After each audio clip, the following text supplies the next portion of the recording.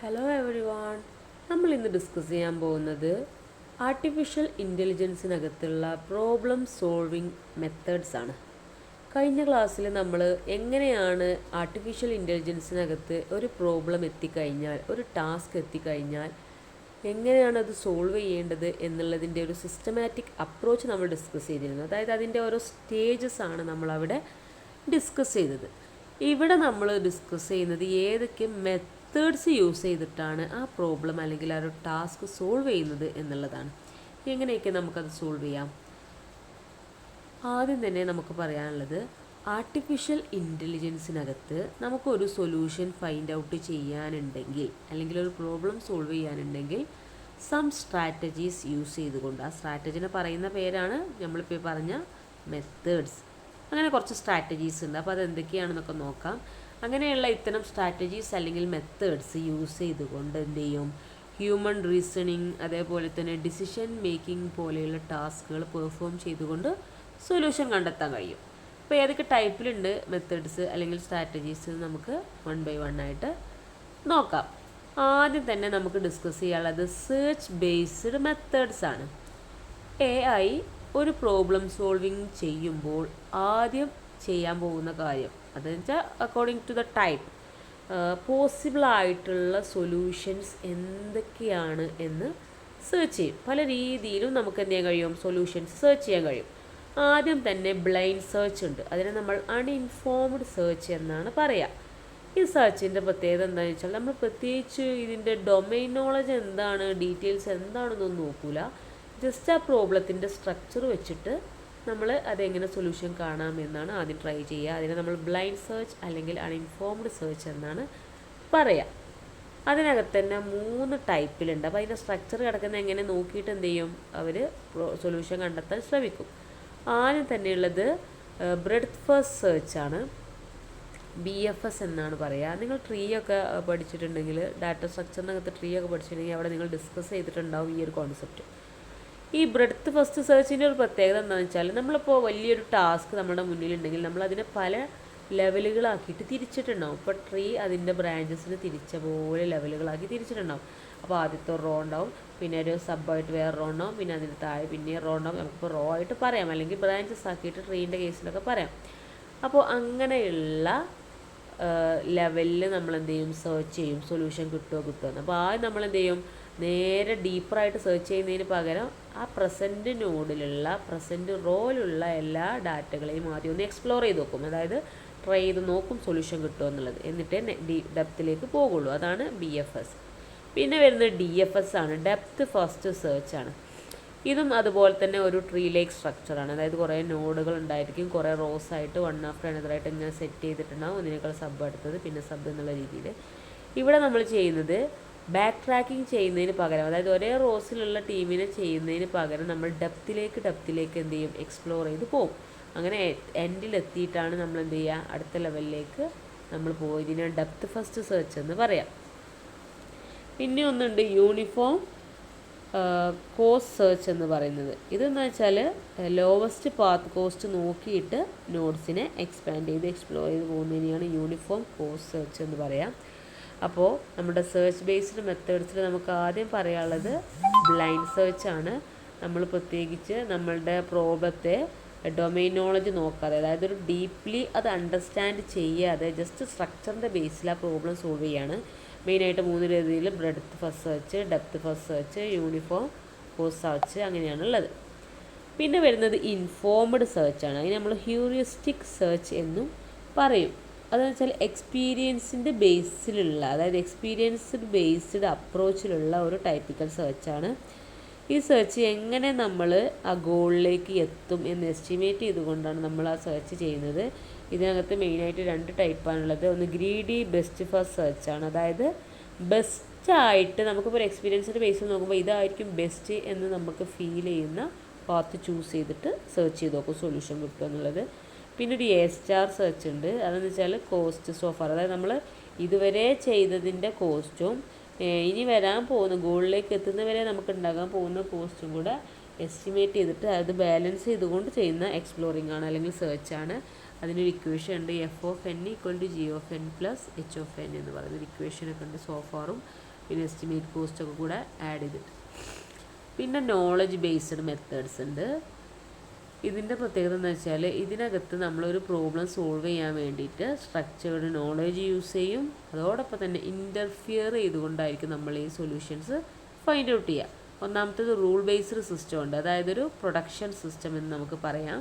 നമ്മളുടെ എഞ്ചിനെ ഇൻ്റർഫിയർ ചെയ്തുകൊണ്ട് ഈഫ്, ദെന്ന് പോലെയുള്ള കണ്ടീഷണൽ റൂൾസൊക്കെ യൂസ് ചെയ്തുകൊണ്ട് നമുക്ക് പ്രോബ്ലം സൊല്യൂഷൻ കാണുന്നതാണത്.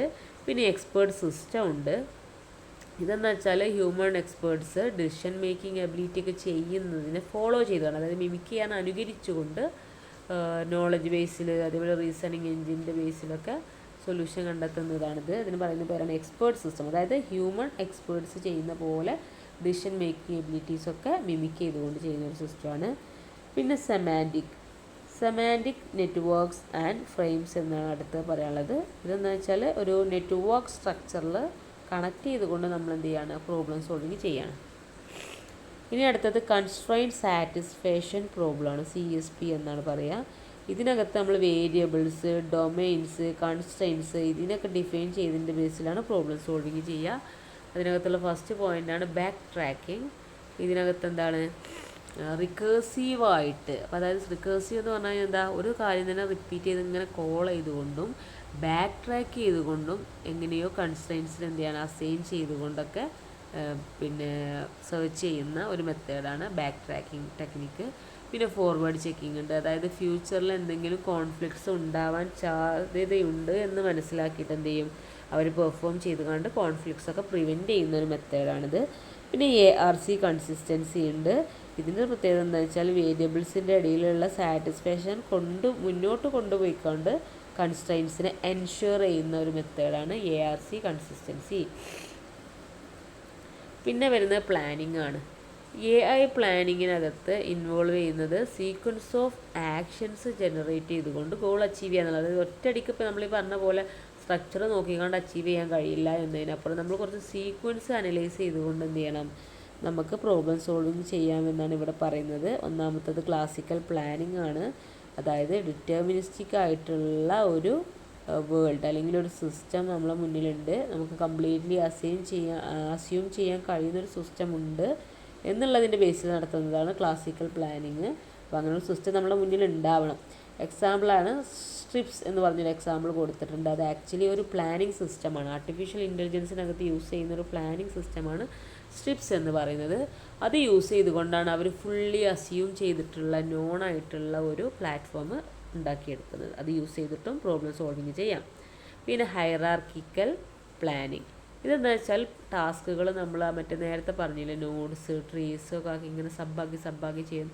അങ്ങനെ സബ് ടാസ്കുകളായിട്ട് ബ്രേക്ക് ചെയ്തിട്ട് പ്രോബ്ലം സോൾവിങ് ആണ്. അതിന് നമ്മൾ ഹൈറാർക്കിക്കൽ ടാസ്ക് നെറ്റ്വർക്ക് HTN എന്നാണ് പറയുക.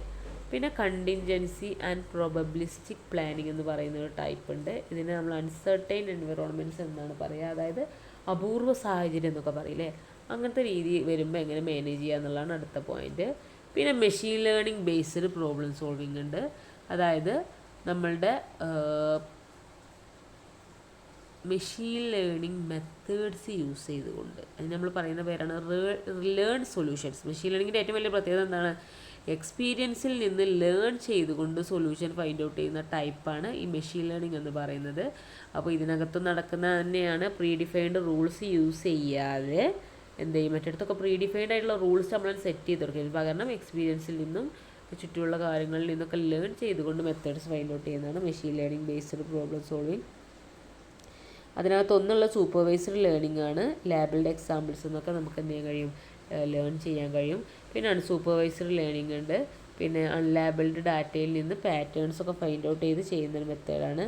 പിന്നെ റീഇൻഫോഴ്സ്മെൻറ്റ് ലേണിംഗ് എന്ന് ഒന്നുണ്ട്, അതായത് എൻവിറോൺമെൻറ്റുമായിട്ട് മെഷീൻ ഇൻ്ററാക്ട് ചെയ്തുകൊണ്ട് നമുക്ക് പെനാൽറ്റീസും റിവാർഡ്സും ഒക്കെ ആക്സസ് ചെയ്യാൻ പറ്റുന്ന ഒരു ടൈപ്പിലുള്ള ഒരു ലേണിംഗ് ആണ് റീഇൻഫോഴ്സ്മെൻറ്റ് ലേണിംഗ് എന്ന് പറയുന്നത്. Q learning, deep Q networks എന്നൊക്കെ പറഞ്ഞ കുറേ എക്സാമ്പിൾസ് കൊടുത്തിട്ടുണ്ട്. പിന്നെ വരുന്നത് എവല്യൂഷണറി അൽഗോരിതംസ് ആണ്. ഇത് ആക്ച്വലി ബയോളജിക്കൽ എവല്യൂഷൻ ഇൻസ്പയർ ആയിട്ട് കൊണ്ടുവന്നിട്ടുള്ള അൽഗോരിതംസ് ആണ്. ഒന്നാമത്തെ ജനറ്റിക് അൽഗോരിതമാണ്, യൂസർ ക്രോസ് ഓവർ, മ്യൂട്ടേഷന്, പിന്നെ സെലക്ഷൻ ടു ഇവോൾവ് സൊല്യൂഷൻസ്, ഇതൊക്കെ ഇതിൻ്റെയൊക്കെ ബേസിൽ സെറ്റ് ചെയ്യുന്ന മെത്തേഡ്സാണ് ജനറ്റിക് അൽഗോരിതംസ്. പിന്നെ സ്വാം ഇൻ്റലിജൻസ് ഉണ്ട്, അതായത് ഒരു സിസ്റ്റത്തിൻ്റെ ഡീസെൻട്രലൈസ്ഡ് ആയിട്ടുള്ള ബിഹേവിയർ, അതേപോലെ കളക്റ്റീവ് ബിഹേവിയർ, അതിൻ്റെയൊക്കെ ബേസിൽ പ്രോബ്ലം സോൾവിങ് ചെയ്യുന്നതിനാണ് സ്വാം ഇൻ്റലിജൻസ് എന്ന് പറയുക. എക്സാമ്പിളായിട്ട് ant colony optimisation, particle swarm optimisation ഒക്കെ ഉണ്ട്. പിന്നെ വരുന്നത് ലോജിക്കൽ റീസണിങ് മെത്തേഡ്സാണ്, അതായത് നമുക്ക് ഏത് കാര്യത്തിലും ലോജിക്കൽ റീസണിങ് അത്യാവശ്യമാണ്. അതിനകത്ത് യൂസ് ചെയ്യുന്ന 3 ടൈപ്പാണ് മെയിനായിട്ട്. പ്രീ പൊസിഷണൽ ലോജിക്കാണ്, അത് ട്രൂ ഫാൾസ് പോലെയുള്ള ലോജിക് സ്റ്റേറ്റ്മെൻറ്റ് യൂസ് ചെയ്തിട്ട് പെർഫോം ചെയ്യുന്നതാണ്. പിന്നെ ഫസ്റ്റ് ഓർഡർ ലോജിക് ഉണ്ട്, അതായത് വേരിയബിൾസിൻ്റെയും ക്വാണ്ടിഫയേഴ്സിൻ്റെയും യൂസൊക്കെ വെച്ചിട്ട് നമ്മൾ പെർഫോം ചെയ്യുന്നൊരു മെത്തേഡാണ്. പിന്നെ ഓട്ടോമേറ്റഡ് തിയറം പ്രൂവിങ് ഉണ്ട്, അതായത് ലോജിക്കൽ അസേഷൻസ് ഓട്ടോമാറ്റിക്കലി പ്രൂവ്ഡ് ആവുന്ന ഒരു കേസാണത്. അപ്പോൾ ഇത്രയാണ് നമുക്ക് AI പ്രോബ്ലം സോൾവിങ് മെത്തേഡ്സിനെ കുറിച്ച് പറയാനുള്ളത്. നമ്മൾ ഡീറ്റെയിൽഡ് ആയിട്ട് ഡിസ്കസ് ചെയ്തു. കോൺസെപ്റ്റൊക്കെ എല്ലാവർക്കും ക്ലിയർ ആയിട്ടുണ്ടാവുമെന്ന് വിചാരിക്കുന്നു. Okay, thank you.